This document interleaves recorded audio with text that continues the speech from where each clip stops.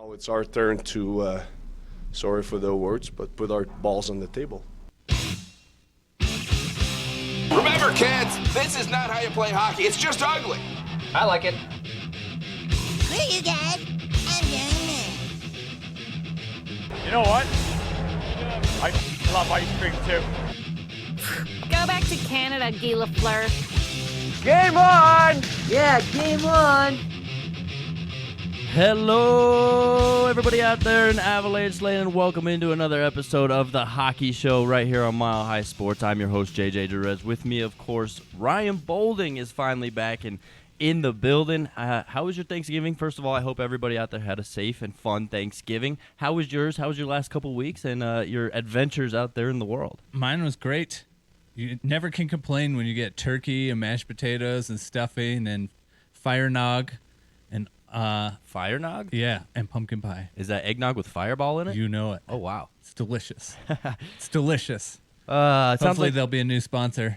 Yeah, let's get it going. It sounds like your Thanksgiving was a little bit better than mine. I attended the Rapids game, and man, was that a letdown. Not only did they lose in the playoffs, it was a little bit cold, but we didn't even get to see a goal. There was a big crowd there. Everybody was rowdy and ready for it, not even a goal. But this is that's a bummer. It was a big bummer. This is the hockey show, though. We'll leave the Rapids talk for the soccer show that comes on, I think, later today, maybe tomorrow. I forget.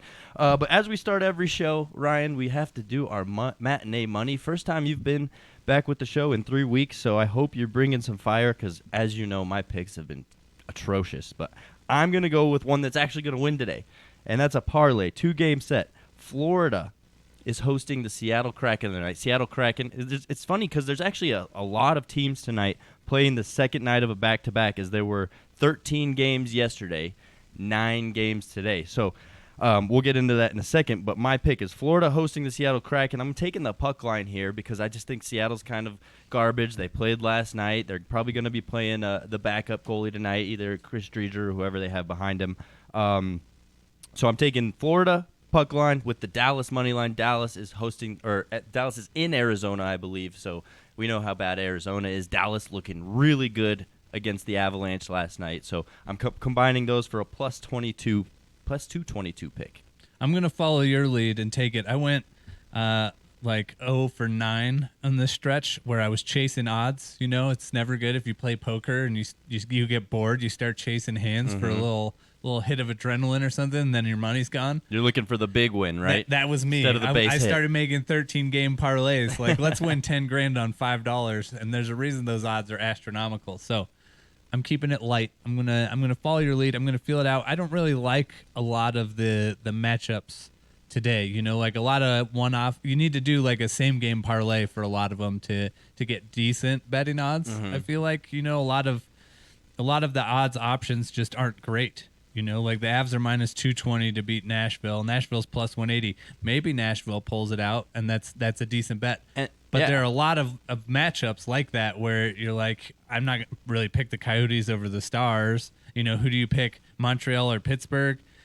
I mean, Ottawa and L.A., Buffalo and Detroit. Like, there's a lot that could go the other way that makes it hard to bet. I mean, it's been a tough stretch. I know not just for myself, but for a lot of bettors out there. This has just been a period where the underdogs have been beating the favorites. And so, you know, maybe you're not crazy during this month, this kind of stretch, because this is where the NHL kind of slows down a little bit, right? So maybe you're not completely out of your mind if you do take some of the underdogs tonight, but you can't take too many because it never happens that way, right? It's usually a 4 out of 5 you get right, and that one is an upset. So, yeah, I'm not against that, but let's talk about the Thanksgiving set, right? It's every year that they have no games on Thanksgiving.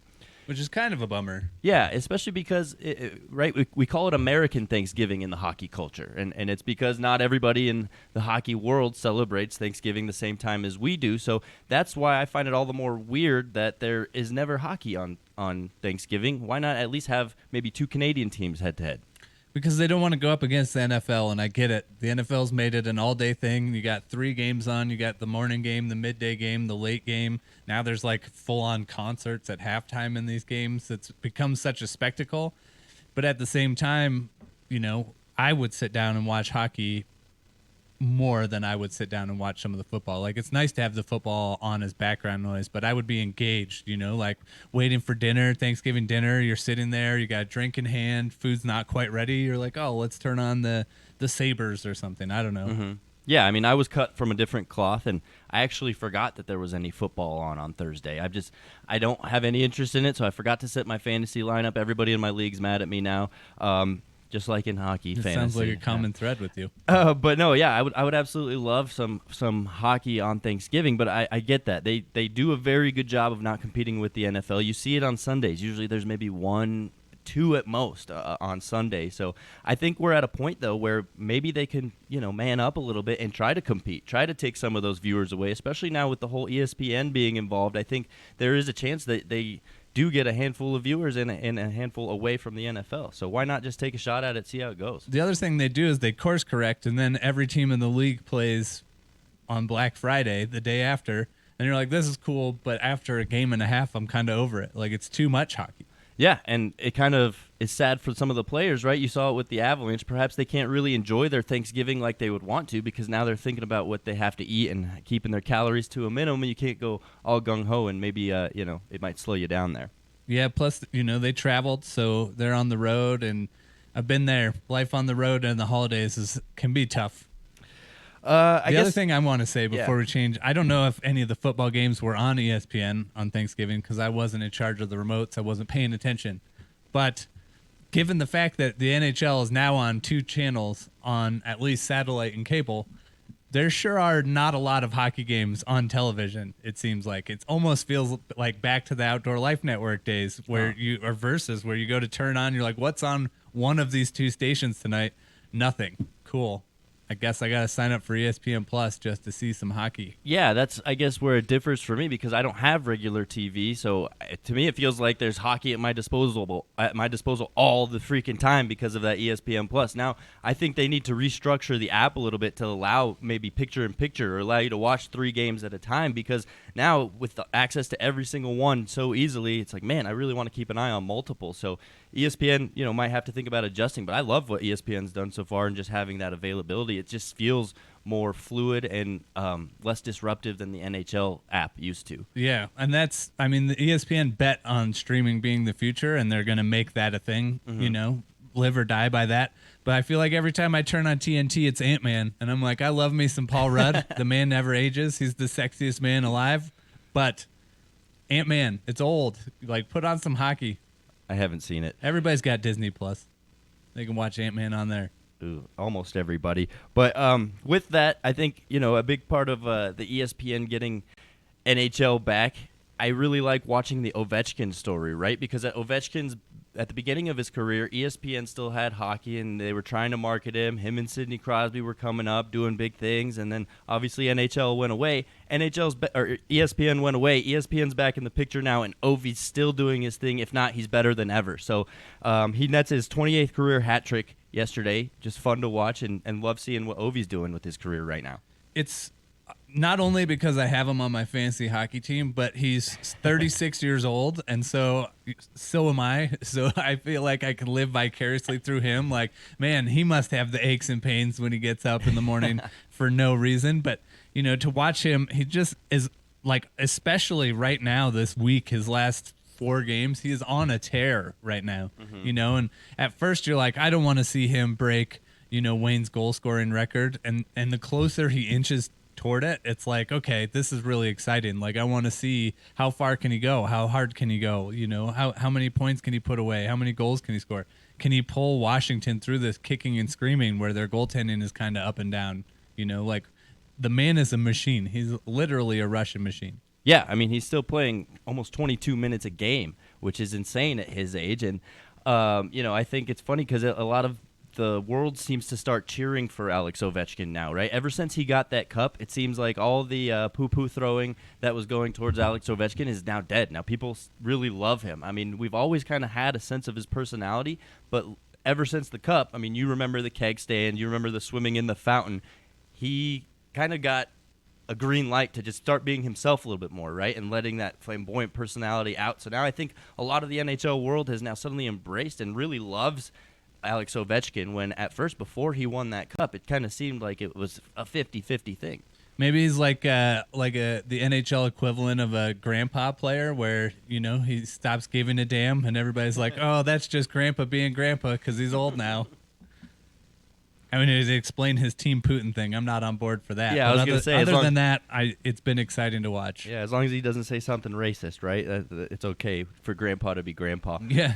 But no, I wanted to kind of dive into this goal-scoring tear that Alex Ovechkin's been on. He has 18 goals so far this season. And I look at yesterday's slate of games, right? And of the 13 games that happened, 6 of which hit the over. 3 of them hit 5, so they were a half goal from being the over. So you got 9 games that had at least 5 goals, which is fun to see. And that's kind of how you feel, the vibe of the NHL is going. There's been a lot of goals. So, it's crazy that in this modern era, Alex Ovechkin is scoring this amount of goals, but it also seems like that's kind of the way the times are going. And I've heard stats recently that power play goals are up. And why are power play goals are up? Because penalties are up. They're starting to call the cross-checking more, you're seeing, yep. right? And so that's kind of where my head ran. It's like, oh, with all these power plays going up, of course Alex Ovechkin's on a scoring tear. But no, Alex Ovechkin has 1 power play goal this season. So everything he's been doing this year is 5-on-5. You look at that hat trick he did yesterday. When I first read about it, I'm like, oh, it's probably another empty net goal. They love to throw Alex Ovechkin out there with empty netters to finish his hat tricks. No, that was 18 minutes left in the third period. He almost didn't need a third of the game to complete that hat trick. So what he's doing right now it's defying logic, has no explanation. At 36. Like, it's a young man's league now. It really is a young man's league. That was his 28th career hat trick, which tied him with Marcel Dionne and Bobby Hull for 6th most career hat tricks of all time. Wayne Gretzky's at the top. 20 seasons, 50 hat tricks, right? Mario Lemieux, 17 seasons, 40 hat tricks. This is the one that gets me. Like, this is cheat Konami code strangeness, okay? Mike Bossy, 10 seasons, 39 hat tricks. What? I can't believe he only played 10 seasons. What? And then Brett Hull, 19 seasons, 33 hat tricks. So then you've got Phil Esposito, 18 seasons, 32 hat tricks, and Bobby Hull, Alex Ovechkin, Marcel Dionne, 16, 17, 18 seasons, respectively. Crazy, though. Mike Bossy, out of nowhere, it feels like. But not only that, like, Ovechkin is just tearing it up. It's his 6th game with at least 3 points this season and his 3rd in the last 4 games. He's got, in that time, 6 goals, 4 assists. Just he's taken another level. Like, we've all seen the controller disconnected Ovechkin. Mm-hmm. This is the opposite of that. Like, this is the guy using the hacks and cheats. And not only that, it seems like he's having more fun than he's ever had, right? He's doing more commercials. He's being more fun. He has 2 kids now that he kind of parades around the stadium and is now part of his life and really part of his public appearance, right? So, yeah, love what Alex Ovechkin is doing. You love it for the NHL. And being in the limelight now with the ESPN and TNTs, it's even better for the game that he's doing this right now. So, applaud. Stick taps to Alex Ovechkin, right? Well, that'll do it for the first portion of our show here. We'll be right back. We're going to get into some Avs conversations. We got to talk about last night's game, and then we'll talk about tonight's game, and then of course we got the mixed bag skate. So stick around through the break. We'll be right back. JJ Jerez, Ryan Bolding, Mile High Sports, Danny Bailey behind the glass. This is the Hockey Show, Colorado's biggest and best live hockey radio show. Right now it's 16 minutes past the big hour. Is that not right, Mr. Scream?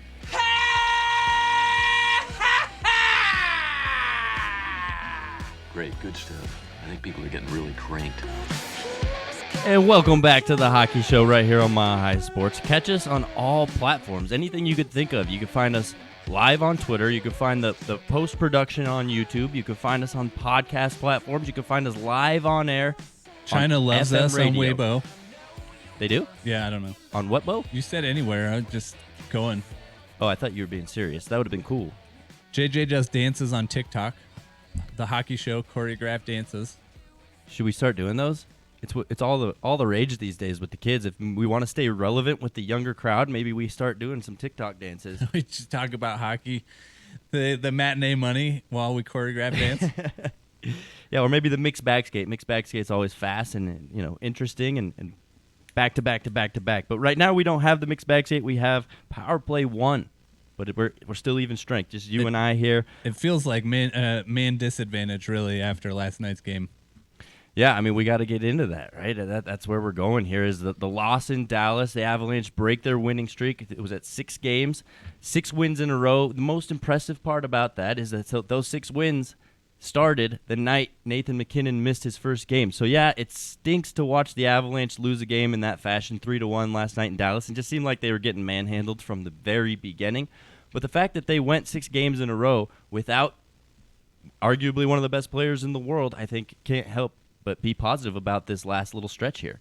Yeah, I don't know how to feel about that aspect in particular. I feel like they weren't necessarily playing to their ability when he was in the lineup, and it's very odd that they started playing very well and started scoring on the power play, more importantly, when he left the lineup. You know, like, I don't necessarily think it has much to do with him, but, you know, they kind of surged over their ability level. Like, you know, Kadri suddenly had the longest goal streak, point streak in the league, and things like that. But it kind of, you know, it was like a regression back to normal last night, but an overcorrect. You know, Dallas looked really good, but it's weird that the team was doing so well without arguably their best offensive player. It seems like just coincidence, right? It's not like, oh, Nathan MacKinnon's not in the locker room. Suddenly there's a little bit more jump in the boys. But no, when we had Adrian Dater on, 3 weeks ago, he even said, guys, this happens every year in regards to the power play. It's going to go back to normal. So we saw that happen, right? Well, and it helps when you play a team like Vancouver that literally cannot do anything on the penalty kill. So you're like, well, our power play is back. Is it? Well, kind of. It kept going. It kept going. They had a good win streak. I think they had 10 power play goals in that 6-game stretch there. None last night against Dallas. But where was I going with that? What did I say last? Now you threw me all off the That's rails why I'm here, again. ladies and gentlemen. That's why I'm here. But no, Joe Pavelski becomes the 6th player in NHL history drafted in the 7th round or later to reach 400 goals, and he did it within 90 seconds of the game starting and 19 seconds of each other. I didn't even see him. That's how quick it happened. That's how it happened for me, too, because for some reason my stream wasn't working, right? And I was trying to get the Colorado Avalanche stream going in my household, and it just wasn't working. So I'm like, all right. Heck with it. Damn it, Russia. I'm going to transfer over to the Dallas because I usually don't like to watch the other team's broadcast. I don't know. It just gives me weird juju. And so I'm like, all right, heck with it. I'm going to go over to the Dallas Stars broadcast. By the time I got there, it was already 2-0. So thanks a lot. That reminds me of, what was it? It was maybe Seattle. It was either Seattle or Vancouver. That game started early. Yeah, a 6:30 start. So not crazy early. No. Every game starts at 8 minutes after the full or half hour, 7:08, right? Unless there's like something going on the ice and it starts 15 minutes after, right? It's like league rules. And one of those 2 games, I don't remember now. It was punctual. Started a minute early. and I commented on how weird that was, you know, especially having worked so many games. And somebody, Robin, a friend of mine in Sweden, said it definitely started early because his broadcast crew missed the start of the game. Like, they weren't ready when the game started. I think it might have been Seattle, but it's just, you know, weird. Anyway. Jürgen Fjörgen from the Björgen Fjord. Yeah. So, yeah, back to Joe Pavelski. I think the one thought I had watching him last night is just crazy how, you know, he's out of sight, out of mind for me a lot of times, right? So I know Joe Pavelski's a good player, but I don't really buy into him that much, right? I'll never take him in fantasy. I'll never take him to, score a goal in an individual game in my bets or anything like that. But he always finds a way to produce. You think he's getting older. You think his game's not going to be able to sustain itself the way he plays, and he still continues to do his thing. So my question to you, Ryan, is Joe Pavelski, will he be Team USA's captain heading into the Olympics this year, you think? I think it's very possible. You know, you got the old guard, which is like him and Patrick Kane, and then you got a lot of young players coming up through the ranks too. So it's kind of a big question mark. But I can't even get beyond the fact that he was a 7th round pick. You know, it's different. The draft is much different now. You know, there's technology and budgets and scouting staffs have made it kind of the great equalizer in scouting. You know, there's not like hidden gems like a Henrik Zetterberg tucked away, you know, in the 7th round anymore, but 7th round. Mm-hmm. Like, it's insane. He's got 400 goals. He's a 7th round. But I think, too, kind of go off what you were saying, you think of him with the San Jose Sharks when they were good, and then they've had some lean years and not been as great, and he goes to Dallas, and Brian Suter, every time they said Suter's name last night, I was like, I forget that Suter went to Dallas. It almost feels like the putting the old horse out to pasture in Dallas, but they still produce and they still have something left, and you're impressed that somebody let go of them when they had this. I know, San Jose couldn't really afford what Pavelski wanted, and there was talk about him coming to the Avalanche, and I don't think a lot of people were on board with that, but you see how he continues to do what he does. He's a talented player. Yeah, I just think he's another version of Landeskog, so maybe he doesn't exactly fit in with the team because they already got a guy like that, but you can't deny the leadership aspect. But Dallas impresses me because they started the year off kind of weak, right? And then they had to make some adjustments. You saw Rick Bowness have to say, oh, don't worry, guys. I know exactly what's going wrong. I'll fix this. Suddenly you saw Blake Como waived, and another one of their young guys were waived, and then somehow it worked. So, I was impressed by the way they were playing. When the Avs were on the power play, they were getting smothered by the Stars. The Stars weren't allowing the Avs through the neutral zone. It just reminded me of the playoff series in the bubble all over again, where Dallas just seems to have the Avalanche figured out. And you see that. You've seen that in the past with teams like Dallas. You've seen that with teams like Anaheim, teams like LA. The teams that smother the Avs, the teams that play physical against them, man, we're seeing that still be the Achilles heel of this team. And you wonder, too, how much of that is old guard coaching versus new thought coaching. Like Dallas Eakins is young, Jared Bednar is young, Rick Bowness isn't. Like if it was a Darryl Sutter team, he's not young. Like, it may be coaches who have seen it all, and they're like, okay, I know what the Avs are doing and how to stop it pretty effectively. But you also have to have the pieces to do so. And I think, Dallas did a good job around the board. Like the Avs had 4 shots in the first period, and they had 2 power plays. Like they had a power play with no shots. Mm-hmm. That's very impressive. They could barely from even get in the zone. I thought the Avalanche did a good job in the third period, but still, some of it is scoring effects and being behind and pushing to try and get something in. I had picked up Jake Ottinger in my fantasy league, so I really didn't need that goal to go in at the end of the game there. But it gives the Avs something to build on coming into this game against Nashville.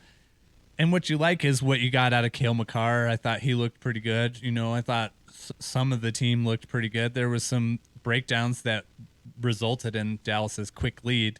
That game maybe goes differently if Dallas isn't up so significantly so quickly. Fascinating to me how well the Avalanche play without a goalie in their own net, right? They had a 5 minutes. I think it was 5 minutes, yeah. Exactly. Darcy Kemper out of the net, no goals allowed. And obviously no shots, or else it would have went in. But I don't know that this is an official statistic. It's from my memory, which is obviously very questionable. But in the Patrick Waugh coaching prime days of the Avalanche, they had a 5-minute. They pulled the goalie with 5 minutes left against Boston. I think in a 2-1 game, and didn't give up a goal. It was shocking. Like Boston has been good for a long time now. I just couldn't believe it. Yeah, and 5 minutes. I remember after the game, Patrick Waugh was asked about it, and he's like, I remember when I was coaching Pee Wees, I pulled the goalie in the second period once, and my roommate at the time played under Patrick Waugh in Pee Wees, and he's like, yeah, I remember that. He did. It's like, what a crazy man. But yeah, Cale Makar, 3rd star of the week last week, so obviously making noise around the league. He had a slow start himself, but with the goal last night, with the way he's been producing lately, seems like he's back to his normal self. You wonder about the wrist. Was it the wrist? He had surgery on something and, was trying to nurse it back to health and protect it, so maybe he's playing a little tentative. I mean, the man is an edgelord. Did you watch that replay? A what? Edgelord. Did you watch that replay of him going around the net on one foot on his edge? Yeah. Just a curl. Edgelord. He gives a little tap. He gives a little tap with his other foot and just picks up more speed, and he comes around and then takes that shot. Yeah. Man. Edgelord. Incredible. Hashtag Edgelord. I love it. Let's start that. Edgelord. We're changing the meaning of that. I don't know the original meaning, so I guess I'll have to do some Googling after this. Danny's looking it up right now. During the break. Last thing we got to get to here for this segment, Jared Bednar is now officially the winningest Avalanche coach. I guess what's your take on it? I think it's fascinating to see him jump the names of Mark Crawford, Bob Hartley, both legends in this town. Now he's surpassed them. Good stuff. Yeah, it's wild because when you think of like the glory days of the Avalanche and 2 Stanley Cups and, should have been 3, and there was a good stretch of prolonged winning right before a bad stretch, before a surprising stretch, and then a really bad stretch, and here we are. The thing that it screams to me the most is how fickle the team has been with their head coaches. There have been some not great head coaches. Tony Granato was head coach twice, wasn't exactly a good fit at the time. He's obviously doing well now. Joe Sacco, he's an assistant coach with Boston now. Good in that capacity. Not great. Maybe it's him. Maybe it's the talent he had too. But, Mark Crawford left and then admitted recently maybe he shouldn't have. They fired Bob Hartley for some weird reason when he was doing just fine. Like Quenneville got the axe. It's just very strange to look at, like how fickle they were. If you stepped out of line, I guess maybe there's some more behind the scenes stuff that you don't really know that led to some of these changes, but a lot of coaching changes. So it's surprising, like he's been here so long and is now the winningest coach, but hasn't really been here that long. Yeah, the Bob Hartley firing was out of nowhere. Here's a fun little anecdote. I was talking to Terry Fry the other day in the press box, and I forgot what inspired this question from me, but I asked him, Terry, in your years of covering any team, did you ever find 5-10 years down the road you could look back and figure out that somebody may have lied to you and say, you look back, man, I remember this interview, he told me X when it was actually Y, what the heck? He said, no, nothing like that, but I do suspect something happened more so than we know with the Bob Hartley firing. Now, he didn't really want to get into details, good on him, but I'm curious as to what it was. Hopefully one day down the road we find that out, but let's get back. It can be our true crime off-season edition of the hockey show. We'll do a podcast. We'll interview everyone. Yeah, that's like me. I felt like such an investigative reporter the other day figuring out which kind of toque Darcy Kemper was wearing that couldn't hold his skate blade, and I had to figure out which brand it was. Here's my question about this mess of a situation, to stay PG here on the show. You're playing at home the second time it happens. Like, you don't have another pair of skates? Why don't you have 2 pairs of skates? You're an NHL. It's the NHL. You should have 3 at least. It's the NHL. I'm with it. But congrats to Jared Bednar. Loved the post-game comment saying, that's not what I'm here for. It's cool and all, but I want that cup. So, yep, still focused on the goal at hand and not fazed at all by any accolades that he finds meaningless. So that'll do it. Stick around through the break. We'll be right back. We're going to preview tonight's matchup with the Avs versus Nashville. First back-to-back of the season, so we'll get into it here. Right here on The Hockey Show, JJ Jerez, Ryan Bolden sitting to my right. He's back off hiatus. Danny Bailey behind the glass. We'll be right back. Mile High Sports. Let's go, Colorado! And we're back. I have to say, I think that's the greatest addition to the show, so thank you, Danny. I think that the greatest you part found it. I just thought we should incorporate it more, yeah. The greatest, I know. That's why I'm like, we played it once, and I never thought about it again. That's what I love about it most, is that Danny did it on his own and just brought it to the show. So I'm just going to plop this in there because I know the guys are going to love it. And boy, was he right. I love these little things that we throw into the bump ins. It's just makes you feel more legitimate here on the biggest and best live hockey radio show. Not much competition out there, but hey, we're crushing them. If they were there.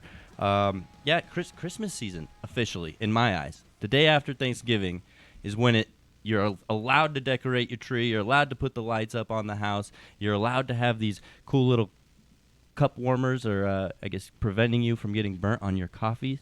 How are you feeling about Christmas? I'm ready in 4 days. You draw the line 4 days from now. I like to get through Thanksgiving. I don't care when people are like, Halloween's over. It's time for Christmas! I'm Christmas Rick! Not for me. I need to get through some turkey and pumpkin pie before we move on to,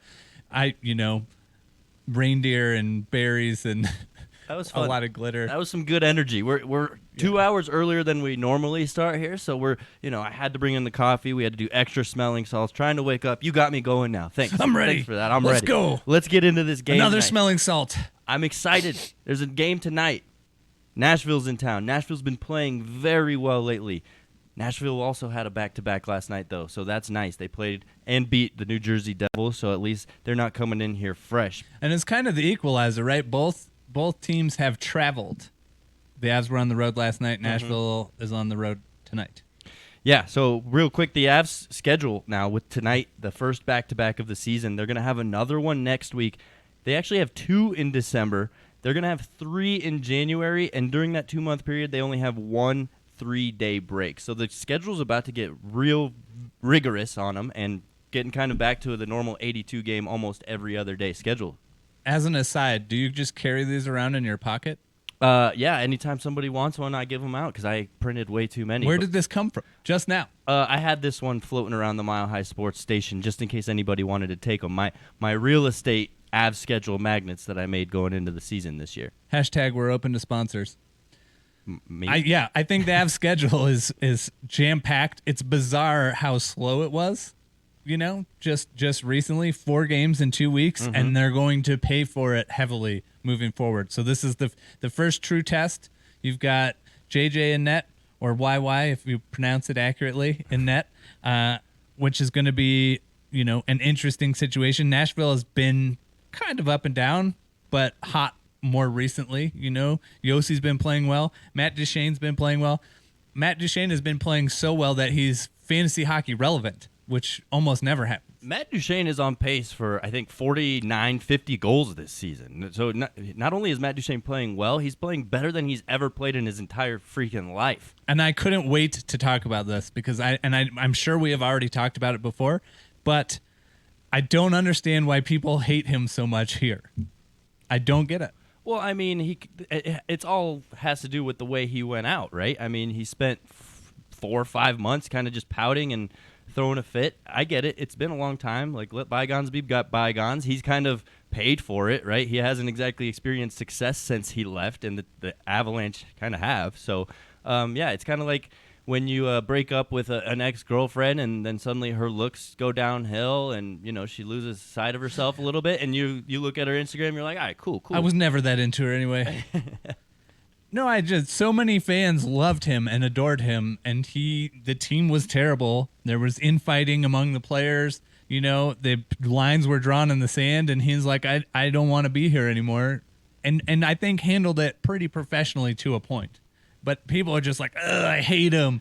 I hate you, Matt Duchene. I don't get it. Like, the kid was the golden boy, the draft pick that grew up watching the Avalanche, scored that shootout goal against Detroit. Do you remember that? That was a huge deal at the time, back when Detroit was still relevant to Avs fans. And I think that's what it is, right? Everybody around here really fell in love with the fact that Matt Duchene grew up an Avs fan, right? So it's kind of like every Avs fan here living vicariously through Matt Duchene. Like, oh, how cool would it be to live if I could play for my team? I would never slap them in the face that way. I think that's where it all stems from. People really fell in love with that fact that he was an Avs guy, right? That's why they love John Tavares so much in Toronto. The pajama picture will never die. Yeah, I don't get the hate that, when things have run their course, it's the best. On top of which, the Avs got exponentially better in that trade for Matt Duchene, so I don't know why so many people still hate him. Like, thank you for deciding you wanted to leave and getting us Cale Makar and Sam Girard and whatever. Danny, not Cale Makar. I need your 2 cents here, because I know as a Nuggets fan myself, I still, to this day, have resentment in my heart for Carmelo Anthony. Probably will never go away, especially once he retires. If he walks away without a championship, I will be so relieved. So, how do you feel about Carmelo Anthony, and do you think that there's some parallels there with the Matt Duchene situation? Oh, well, we kind of talked about this a little bit last season when he came back with Portland and he was getting booed at Ball Arena. And I think that people are 100% within their rights to, boo the man if they want to. But I personally will never boo him. I've always loved Melo. He was, one of my first players that I was a fan of in basketball. And I'm always going to be a fan of him. So I don't want him to win a championship because he's on the Lakers, and I don't want the Lakers to win a championship, but I have no ill will towards him, and I think he really kind of brought the Nuggets up to a new level. And with kind of like Ryan said about Duchene, without Melo leaving, none of the way gets paved for guys like Jokic and Murray and all the young guys that they have now who are actually more competitive than a bunch of old guys in LA. That's very philosophical, right? I wouldn't change anything about my life because it's brought me to where I am today, even all the mistakes. But that brings up a good point. Does Matt Duchene get booed in Ball Arena? Yeah, fans are ridiculous. They'll boo him. All right. I wanted to get into Jonas Johansson. You brought him up as JJ earlier, right? And it really seems like that's the nickname that's stuck for him. Because nobody wants to say Jonas Johansson. So, yeah, JJ is the name for him. Jack Johnson also going by JJ sometimes here and there. But what was funny is I think Jared... Are you insulted? I'm insulted, yes. Okay. Oh, I have a little bit of competition for JJ of the year now. Now there's two other nominees. I think I still got a good grasp on it. But which makes me think of Jerry of the year, which I don't know. It felt kind of weird the other day in Jared Bednar's... I just registered what you said. Jared Bednar's press conference the other day after I think it was the Anaheim win. He's sitting there talking about Jonas Johansson and calling him JJ. And right when he says JJ, he looks right at me and finishes his thought as if it clicked in his head. Like, wait, there's another JJ. This must be weird for him. And I'm sitting there like, this was supposed to be me. Not only that, he wears 31. That was my number my whole life. So here I am watching another JJ wear my number in the net that I always dreamt of playing in. Makes me sad. That son of a beaver. Were you not listening in Jared Bednar's press conference? You were like daydreaming, and then he said JJ, and you snapped too, and you guys made eye contact, and his eyes just pierced into your soul, and you're like, I'm paying attention, Jared. I promise. Ryan, I wanted you to kind of walk us through the process of back-to-backs, especially when one of them, the first of which is on the road like this. Kind of what's the mentality of the team? When does that flight actually get in? And what are the players, how do they run their night? Are they sleeping on the plane? Are they up playing cards, chatting, and then they get home and pass out hard? What's that look like?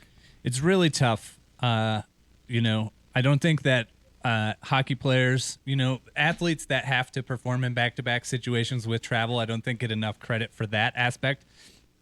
I don't know why I said he. I went on a back-to-back where the Avs played Toronto at home, and we flew immediately to Chicago and played there, and it was the last game before the Christmas break. A side note, Toronto just crushed the Avs, and I think Kadri had a couple goals or something, and Landeskog went at him on the ice because they blew the Avs out. We're talking an 8-goal game or something, and he was yelling at him because Kadri was celebrating the 8th goal, and so I think about that every time I see him in an Avs uniform. But so we break down, and go straight to the airport. So everybody's got to go straight to the airport. We get on the private jet. I had to go to the airport and beat Toronto there and give them completed game notes. They flew out. We flew out. You get to Chicago at, 1 a.m. maybe. I think some players are probably decompressing on the plane because, you're still, their adrenaline's up. A lot of hockey players have a hard time falling asleep after playing. I have a hard time falling asleep after Avs games. Just from I have a hard time falling asleep after men's league games. Yeah, just from going. So, you get in late.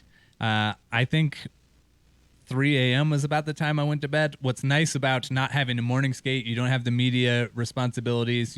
I think some guys will go in a little early for treatment, but generally they'll go to the rink, instead of coming in at 9 to be out on the ice at 10, and then to go home and pregame nap, they'll just sleep in. It's usually a later breakfast at the hotel. All that pregame stuff is done at the rink, prior to the game. So if the game's at 7, maybe they're coming in at 4:30 or 5, so they could sleep all day if they need to. When it was Chicago, pre-Christmas, a lot of people, myself included, who didn't have time to do Christmas shopping, were out doing Christmas shopping.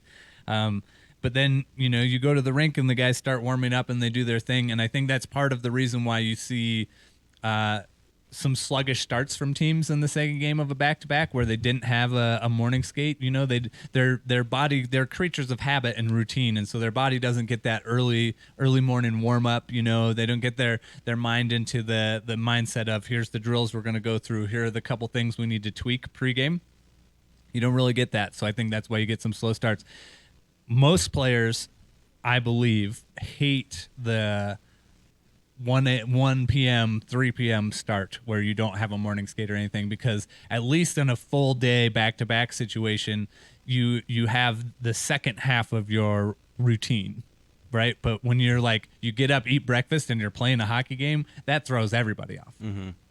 That made me think last night while Toronto was in San Jose, I believe, and they've had a great trip to the West Coast, which I think is typically hard, but they're starting their games at 10 o'clock their time, which has to be such a crazy adjustment because you're not even getting out off the ice until 1 o'clock your time. So I always hated working those late games. It's awful. yeah, I guess we're kind of fortunate being in the Mountain Time Zone in that sense. We get the game started early, and we don't have to wait too late for them to end. But that'll do it. We got the mixed bag skate left where we get to have some fun and do everything. So we're almost through the show here. Thanks for hanging out with us right here on the Hockey Show. JJ Jerez, Ryan Boulding, Mile High Sports. I play hockey and I fornicate because those are the two most fun things in cold weather. They sure are. And What's cold weather? Cold weather's right around the corner, Is I think. it? What is snow? What is rain? Didn't we break the record What for is life? the latest snow Yeah, in a it's year? still going. The record was November 21st, 1934. Still no waiting. snow. It's going to be tough to carry a team like the Avalanche when there's not even snow in your state anymore. I'm already dying on the inside about having bought a ski pass. Oh, yeah. Oof. It just means that the season will go longer in the spring. Right. I did ski in Hopefully. May this last year, which I've never done. So fingers crossed that that's what it means. Yeah, snow in June. That makes complete sense. It's never out of the question anyway. Well, welcome back. This is our final segment of the day before we get out of here. It's an early edition. People probably wondering, why are you guys on so early? I'm used to my show at noon. Why am I waking up and having to have my coffee before I get my hockey show? Well, CSU, We're just early birds, that's why. CSU plays today. No, this was a struggle. I remember last year when we first started our show, we had one episode that started at 11, and you and I both walked in here as if it was 6 a.m. Yeah, half open. I still feel like my voice is trying to get warmed up today, but thanks for hanging out with us anyway and putting up with our morning edition of the Hockey Show. Let's get into the back shenanigans? Shenanigans. They start now. This is the most shenanigan-filled segment of our show every week. So we're going to start with a game I'm calling Class, Pass, and Trash. So which one has class? Which one do you pass on? Which one is trash? You know, kind of like the common MFK game, right? We'll just call Marry, it that. sex, kill. Yeah, well put. So we're going to do that with the new jerseys that we've seen all get released in the last week. The New Jersey Devils release a new third jersey, maybe even fourth. Who knows how many they're up to by now. Team Canada releases their jerseys for the Olympics, and Team USA releases theirs. So, Ryan, class, pass, trash. I'm Those looking three up the jerseys. USA hockey jersey. I just realized I haven't seen it yet. Well, way to be prepared. Here we for go. our show. It's like a soccer jersey. It definitely has a much different feel than USA jerseys of the past, right? Yeah. Okay, let me look up Canada. Hold on. Sorry. Show I'm prep, trying Ryan. I'm trying Show to prep. fill the void on. with my talking while I do it. It's this one with the leaf? Yeah. Okay. I'm going to marry Canada's jersey, especially that white and red one. Going to marry it. I'm going to take it home. I'm going to seduce it. That wasn't the game. I'm going to buy it. Sorry. Class? Yeah. you. I'm going to class it. What's the difference? I'm going to take it to school. Class it up. I'm going to I guess pass to or pass on. Pass on.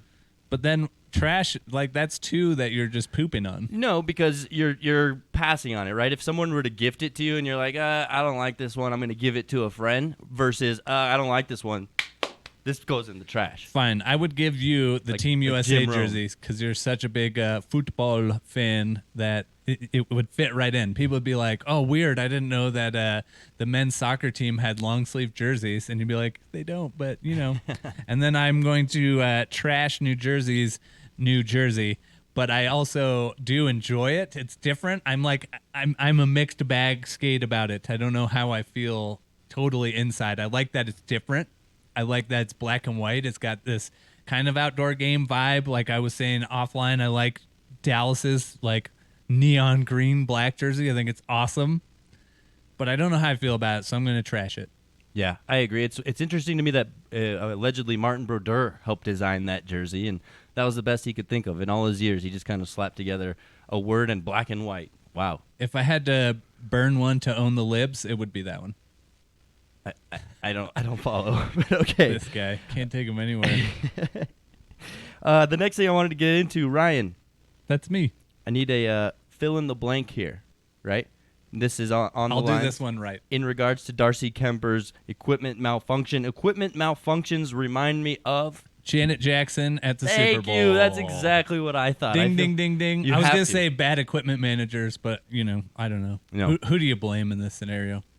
I I don't blame know. Janet Jackson. No, apparently they're blaming Bauer because that's the brand of holder he had underneath his Thanks skate. a lot, China. Oh, you're blaming China. Let's get to the bottom of this. Do you think that part of this is manufactured in China? Well, I mean, you got to think of all the Bauer toques that are out there and how many of them are not falling apart. It just happens to be Darcy Kemper's. I mean, was it coincidence or is it a trend, right? To go back to this, I feel like the first time it happens, you give it a once over. Like, is this going to be a recurring issue or did it just happen once? And then when it happens again, but then again, you failed the first time.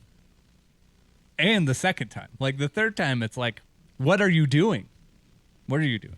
Yeah, and that's what Jared Bednar said. He said he's gonna change the brand on them, which I think is a funny solution because they're 100% blaming the brand of the skate holder there. Bednar said they're going to change the brand? Yep, after the game, after that. I'm whole not incident. sure that teams can dictate equipment. No, I'm sure it was Darcy Kemper's frustration. He was Sure, so sure, annoyed sure, and sure, so sure, mad. He sure. slammed his stick on his just way saying. out. Had to give the rest of the game to Johansson and watch from the bench when it was supposed to be his start. Could have been his win. I may or may not know from experience that teams cannot mandate specific items of equipment. Well, most of them get paid to wear it, right? Sometimes, yeah. I remember asking Varley one year when he switched from Bauer back to CCM. I was like, "What? You spent 1 year in your Bauer pads, now you're back in CCM?" His first response was, "Yeah, they paid me. They paid me more, so I went back to CCM." I was like, "Oh, easy enough." I thought it was maybe No loyalty anymore. I thought it was some of his favorite pads or personal. What's the word I'm looking for? Personal desires, preference. Thank you. Preference. Moving on. Early morning game here. Moving on. Early morning. I hate these ones without the morning skate too. Panarin's glove throw to Brad Marchand, which today he got fined $5,000 for it. You stole my blank. Sorry. Panarin's glove throw was a blank move. I was going to say $5,000 move, but now I guess I'm going to say old-fashioned, right? I challenge you to a duel. Slap him in the face with the glove, right? Right, Dating? Yeah. I love it. I'm going to go with undisciplined. I love it. You know Brad Marchand is trying to get under your skin all the time, and you just let him win by doing that, right? I feel like you proved to be the mentally weaker person. You couldn't just shrug it off and ignore him. You had to pettily throw your glove. Props. Didn't they win that game, though? Yeah, they crushed him. Yeah. Even more reason, right? Yeah. But props to Artemi Panarin for having a pretty good throw. He threw it left-handed, so I assume he's lefty, but it was a really good throw. I find that most people who aren't American can't throw very well, but that was actually a pretty impressive throw. And he had a game. He was a gamer in that game, so, kudos to him. I don't think it's as good as the old bench water bottle squirt, but 10 out of 10 for ingenuity. Made me think of two things. A, obviously, Nathan MacKinnon throwing the helmet at Connor Garland last year. You remember that? Yeah. And even more so, Still hate it. I loved the move from Andrew Ference a long time ago when he flipped off the Montreal crowd. That was I don't know why Good it made me times. think of that. It Good wasn't times. really a similar situation. But moving on. This week we saw Connor McDavid's house, kind of a crib style. I think it was just from the architectural, Digest. It wasn't hockey related at all. It wasn't the NHL doing this. It wasn't the Edmonton Oilers. It was just, I think, the Architectural Digest of Canada being interested in the type of house that Connor McDavid lives in. So obviously a very awesome house. Your thoughts on his home? I'm just disappointed he didn't have a video wall of him just going through 4 Rangers players Just on by repeat, himself, like and a Harry scoring goal. Potter? Yeah, it's just that. Yeah, how do you know Harry Potter? I've seen a few of Are those. you kidding me, Danny? This guy has That's never almost seen Top blasphemous. Gun, Why? but he's seen Harry Potter. Jesus. I think that was my most disappointing thing. I think it was hilarious that he has an office. Like, what are you doing in there? You're a very important man. You got many leather-bound books Right. in that office. He's doing business by day, hockey by night. And then I was reading the comments on the post, and somebody was like, he's got a $2,000 computer on his desk that's not plugged in. And I went back and looked. Not plugged in. Hilarious. Do you even live here? Did you just bring in photos and put them on the wall? Like, this is my house. I thought it was interesting, his comments about his hot tub, right? He said, here's my hot tub. It looks out on this path. where now I bet you half of Edmonton is trying to find that path so they can all Everybody's stand like, outside Is Connor he McDavid's wearing house. shorts, trunks? What do they call swim trunks in Canada? And he says, a lot of times it's hard for me to get to bed after a hockey game, like we said earlier in the show. So I like to get in this hot tub. And in my mind, I'm like, man, it's so late after a game. You really have time for a hot tub? But then I put myself in his shoes the other night after the Anaheim game. I got home about 10:30, 11, and I thought to myself, man, a hot tub would actually hit the spot right now. So Did you take a bath? No, I just went to bed. Did my normal pre-bed routine, if you will, and went to bed. Don't be nasty. Last question I have for you for the mixed bag skate. There's been some conversation of 3v3 hockey going into the Olympics as kind of a secondary hockey event. Do they do 3-on-3 basketball? I think they do, yeah. They just did it for the first time, yeah. right? Yeah. Yep. The last Olympics was the first time. What kind of players even played in that? Was it NBA players? Was it amateurs? Who did they select for those Was teams? it like elementary school kids? I think it was like some retired guys. It wasn't anybody that's currently a professional. And then I think there were also teams of amateurs, quote unquote amateurs, college athletes. Interesting. So it's kind of like Ice Cube's League, the Big Three. But anyway, does that 3v3 Olympic hockey float your boat at all? This particular Olympics, nothing floats my boat because China's committing genocide and human rights violations on multiple fronts, and for some reason, all anybody wants to talk about is a tennis star that disappeared for a couple days. So none of it floats my boat, but I would be happy if they added 3-on-3 overtime or something and got rid of, tie potential. Yeah, I didn't know you were going to take it there, but I should have guessed because I forgot. You should know. Everyone should be taking it there. This is a fight you're fighting. Everyone and, should be taking no, it's it there. definitely under publicized for sure. But that'll do it for our show. Any closing thoughts before we get ready for this game against Nashville here? Sorry to be a downer. Let's see if the Avs can It climb the feels good standings. to be back. The Avalanche Feels good to be back. with 3 games in hand. Yeah, we talked about it, but it was weird to see the standings in the Central and be like, wow, they're 4 games behind some teams. They can, with a win tonight, they can be tied with both Nashville and St. Louis with games in hand. So let's see how they do tonight. Thanks for hanging out with us here on the Hockey Show. I'm going to be gone next week. I'm heading out on a cruise. So Ryan, good I'm luck. trying to convince him to do it from the cruise. He doesn't want to do it, Danny. I don't know if I'll have Wi-Fi in the middle of the It Caribbean. might be tough. It could be a little spotty. Right. We can always try and see how it is. Well, I'm now accepting applications for a co-guest anchor. thanks for hanging out with us. Catch us on the replay on all platforms. We'll be back next week and then eventually be back together. Go Avs, and thanks for hanging out with us on the Hockey Show right here on Mile High Sports.